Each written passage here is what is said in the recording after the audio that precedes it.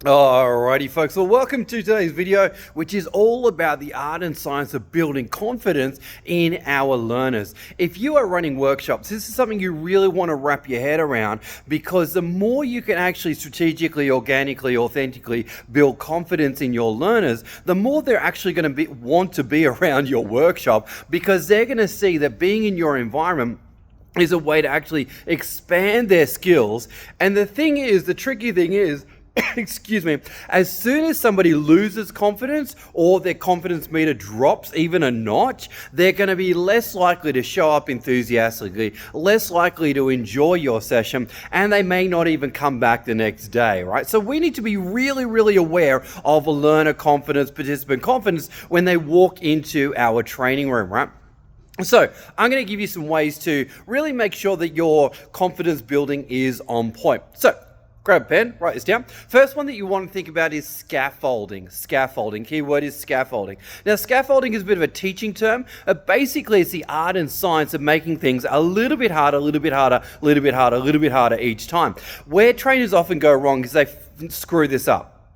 What we mean by this is that they make the activities or the tasks or the inside activities too deep too soon, or too difficult too soon. And as a result, someone has a self-doubting moment and they go, oh, this is too hard, I can't do it. And their confidence will drop, right? So the first one you want to think about is, how gradually am I making my tasks harder each time, right? Don't make them too hard, don't make them too easy, and you want to allow people to get the confident reps in before you make it too hard. Simple example of that is, all right, folks, today we're going to do a presentation, 1 hour presentation, no notes, right? If that was day one, that would probably freak out a lot of people. But if you said today, we are doing a 30-second presentation, then we're doing a 1 hour, so 1 minute, then a 2 minute, then a 3 minute. By the time they got to day 5, they would probably be able to do the 1 hour presentation with no notes if you had scaffolded them to that point there, right?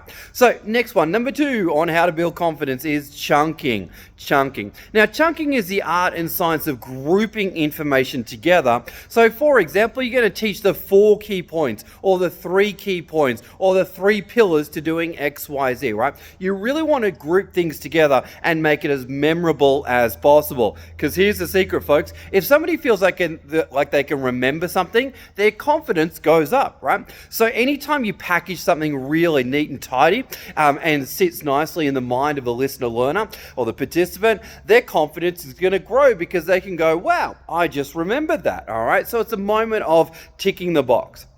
Now, number 3 here, folks.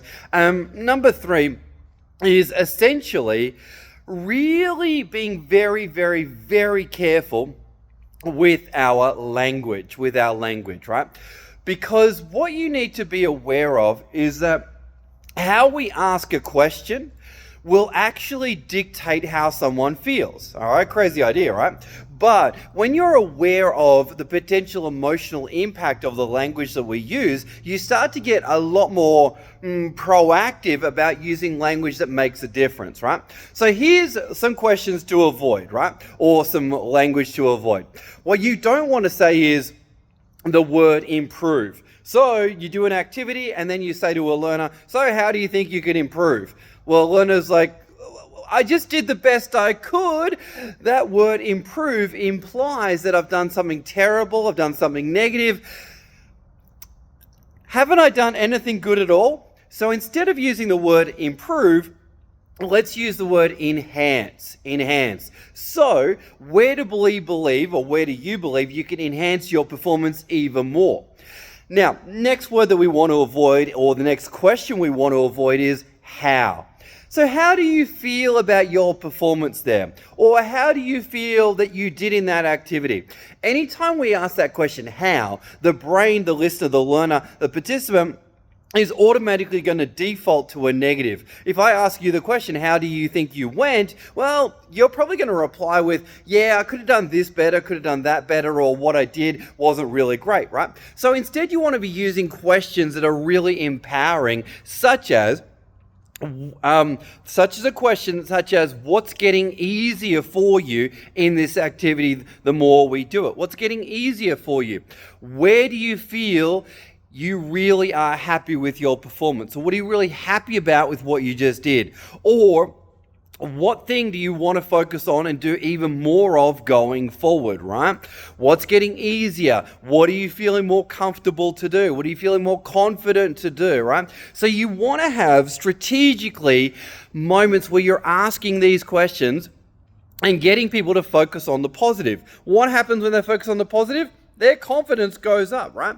And if you do want to adjust performance, ask them, if you ever did that again, what's one thing you would do differently, right? So the point of this video is to just get you really curious about how you can start to build confidence in other people, not in a inorganic or a fake way to do it, but really getting your learners to acknowledge their own wins, and a bonus, start to also get them to acknowledge the wins of other people in the room as well, because that's a great way to build camaraderie and a growth mindset as well.